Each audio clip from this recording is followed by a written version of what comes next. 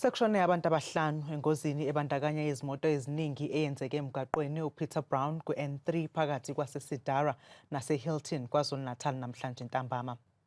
Le ngozi ibandakanya amaloli nezimoto ezilinganiselwa ama-20 kanti akucaci ukuthi bangaki abalimele.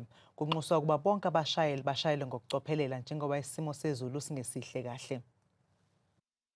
Umnyango wezokuthutha KwaZulu Natal ufisa ukuxwayisa bonke laba abahambayo abasebenzisa umgwaqo u-N3 ikakhulukazi phakathi kwase Hilton nase Cedara kwi-southbound abayibiza nge-Johannesburg bound ukuthi kunengozi embi esiphoqelele ukuthi umgwaqo uvalwe.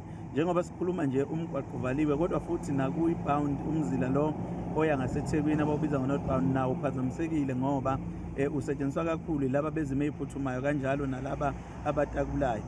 Njengamanje imbiko esayitholile ikhomba ukuthi bayisihlanu abantu abalahlekelwe imphefumulo yabo kule ngozi. Khona neningi labantu abalimele kodwa njengoba sikhuluma abezimo eziphuthumayo namaphoyisa bakhona endaweni yesigameko.